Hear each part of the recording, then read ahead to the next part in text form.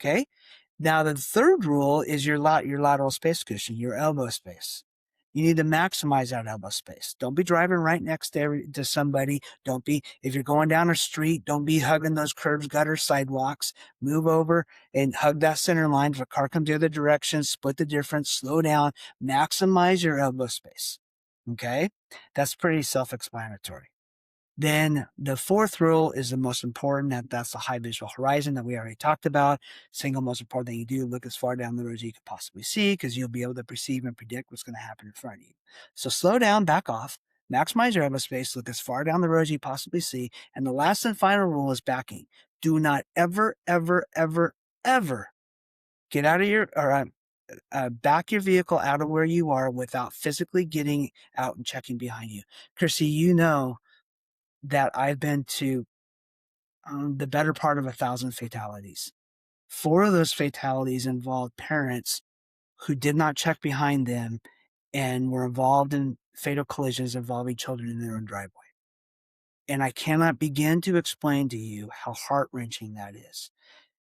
Do not ever back out of where you are without physically getting out and checking behind you first. Now, you know that I now have turned on a chapter, and I'm now working in the corporate and the private corporate sector in charge of a massive fleet of vehicles. And I'm the director of fleet and safety for a very large company.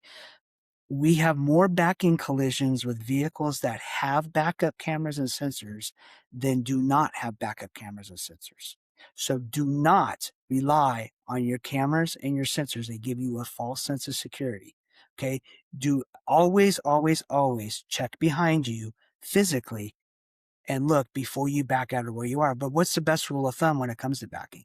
That is, whenever you park, you physically check where you're going to park, and then you back into your stall and then leave it. That way, when you leave, this is a cardinal rule for law enforcement. We never nose in our patrol cars. We always back them in, because if we have to leave expeditiously, we don't have to worry about the backing maneuver, all that. We can pull straight out. So, but for the common citizen, it's a good rule of thumb, and it's a good practice to get into, is always back in where you park. So those are your 5 rules, Chrissy.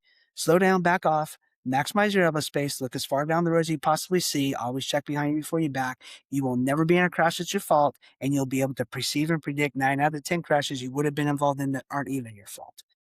You know, So that story that we did changed my life. Like, that is just I mean, I was an adult when I mean, that was maybe that was 10 years ago, and it was just it's so enlightening. I just don't ever remember learning it quite like that.